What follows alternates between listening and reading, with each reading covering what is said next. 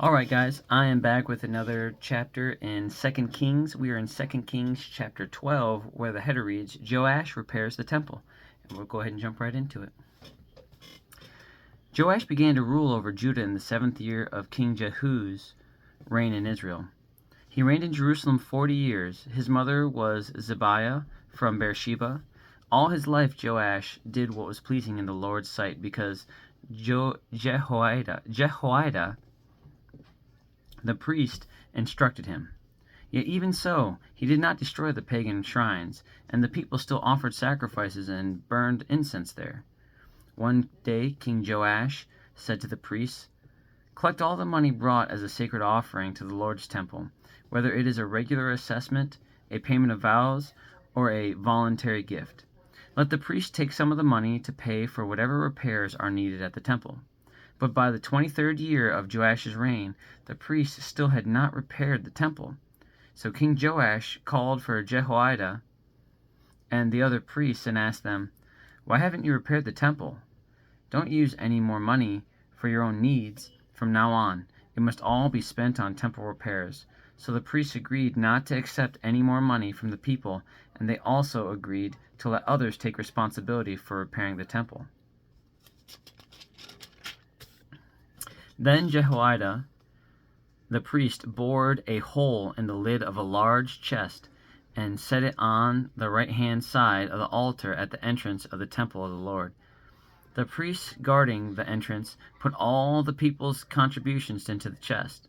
Whenever the chest became full, the court secretary and the high priest counted the money that had been brought to the Lord's temple and put it into bags. Then they gave the money to the construction supervisors, who used it to pay the people working on the Lord's temple: the carpenters, the builders, the masons, and the stonecutters. They also used the money to buy the timber and the finished stone needed for repairing the Lord's temple, and they paid any other expenses related to the temple's restoration. The money brought to the temple was not used for making silver bowls, lamp snuffers, basins, trumpets, or other articles of gold or silver for the temple of the Lord. It was paid to the workmen, who used it for the temple repairs.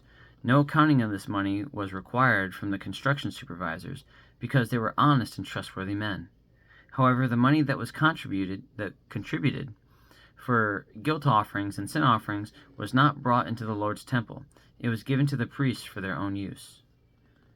About this time, King Hazael of Aram went to war against Gath and captured it. Then he turned to attack Jerusalem.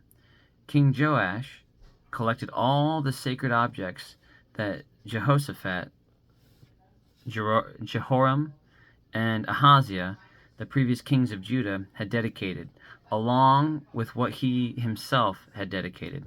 He sent them all to Hazael, along with all the gold and the treasuries of the Lord's temple and the royal palace. So Hazael called off his attack on Jerusalem.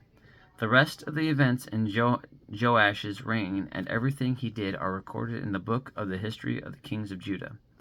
Joash's officers plotted against him and assassinated him at Beth Milo, on the road to Silla.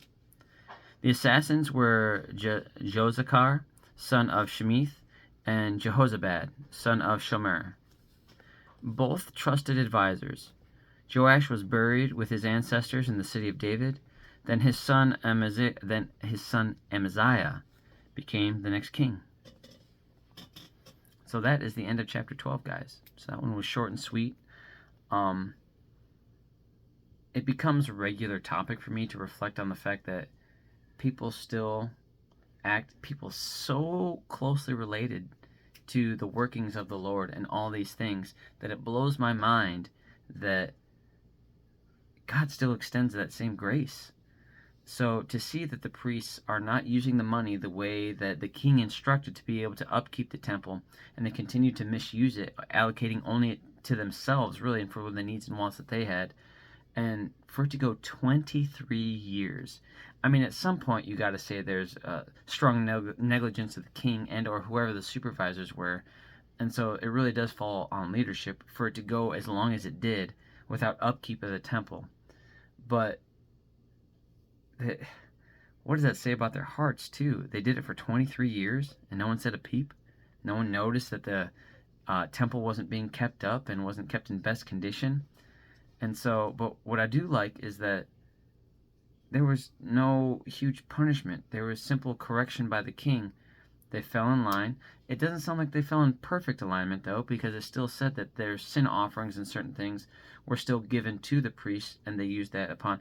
Now, I don't know, because there was no direct saying of it, that there was a huge fallout, or maybe there will be an expectation of that, or reflection of that. The fact that that was even commented on and heads didn't roll makes me think that I don't know if there was just some room for grace given to that extended. I'm not sure. And it's very difficult because it's very black and white when reading this. Punishment is had, and like I said before, heads roll, and then there's just such a quick transition to alignment with God that is so, I almost want to say brunt, just, it happens immediately.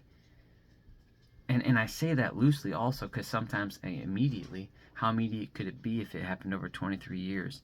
But sometimes it's simply a building up of pressure. And then when it bursts, it's immediately everybody pays what is owed. And I try not to get too much on the soapbox when I'm talking about judgment and grace and mercy and the timeline of God, because there's throughout this whole entire book, if you think timeline would be perfect, the second someone sinned, they'd die, or the second someone did this abrupt thing or disrespected God. That's not the case. It's not his timing. Everyone's given these second chances an opportunity to correct, whether we acknowledge that or not. And so I just see a continuation of that in that past chapter. So on that note, have a good night. God bless. I love you. Jesus loves you. And I'll be back for chapter 13 of 2 Kings, where the header reads, Jehoahaz rules in Israel. Have a good night. God bless, guys. I'll see you tomorrow.